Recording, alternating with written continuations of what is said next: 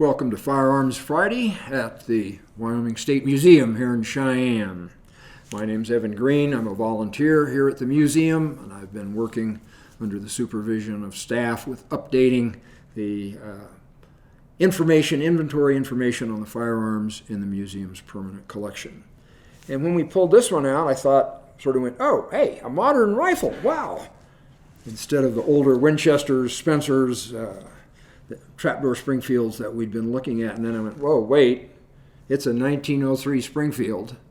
To put that in context, it was 1903 that the Wright brothers made the first powered heavier than air flight. So give you some idea, it's not exactly a modern weapon, although it was used first in World War I, certainly World War II, Korea, and used to a limited extent in Vietnam as well, often as a sniper rifle because of its inherent accuracy.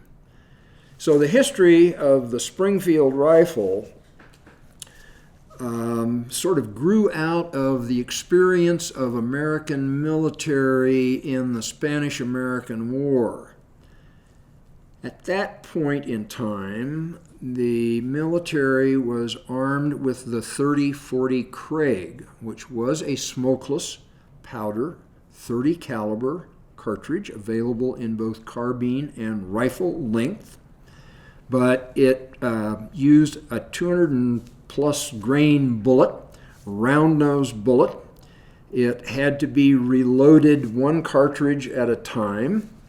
The velocity was much less than the rifles used by the Spanish troops, which were a Mauser rifle, which loaded with a stripper clip, so they could load 5 rounds, boom, and be back in the fight, while American troops were fumbling with reloading, the kind of odd arrangement for the 30-40 Craig.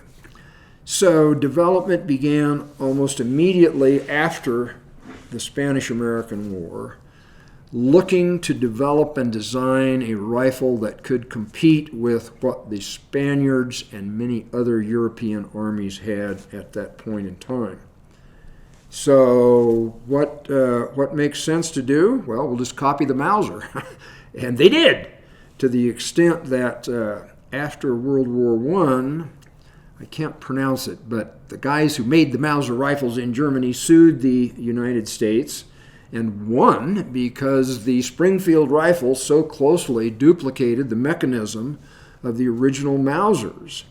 And I think they ended up paying $200,000, which was real money back in those days, and then an extra few cents for every one of the stripper clips that was manufactured.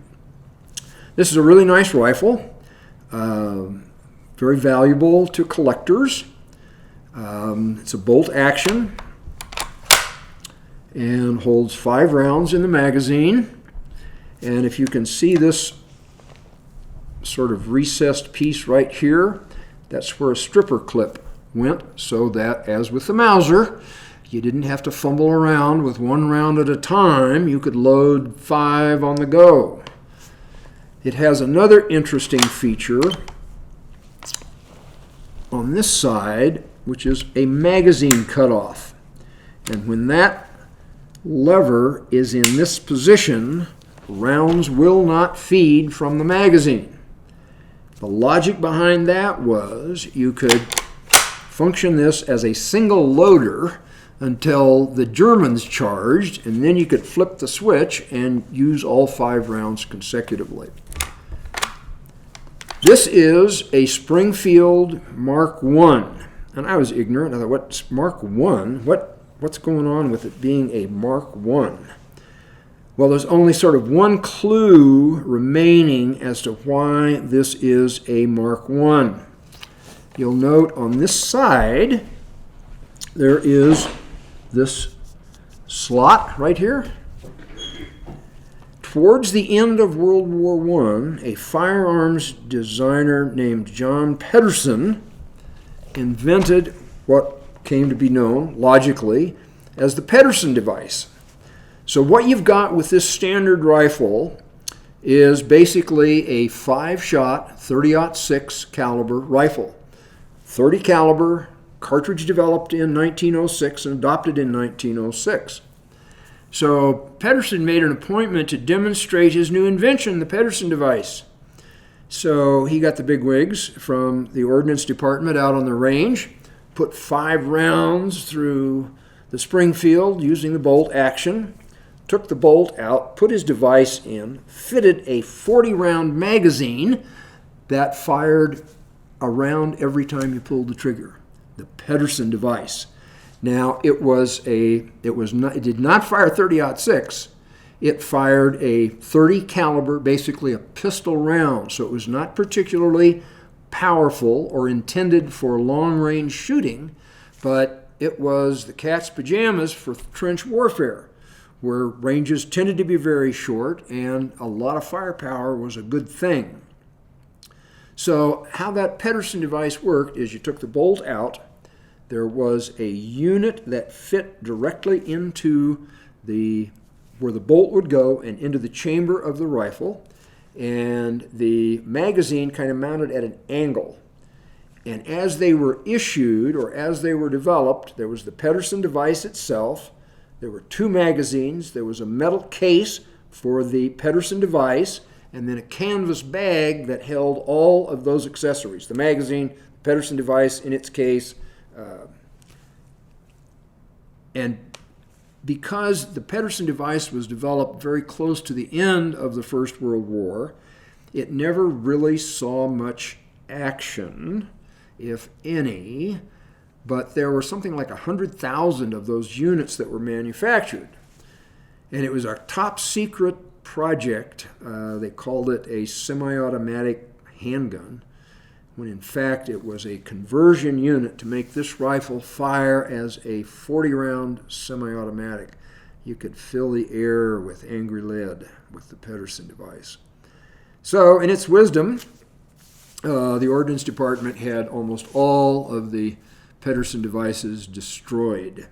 While I was doing the research on this particular rifle, I came across an auction, a closed auction, for a Pedersen device with all of the accessories, the metal unit to hold the device, the magazines, the cleaning equipment, and the canvas bag, $60,000. It sold for $60,000.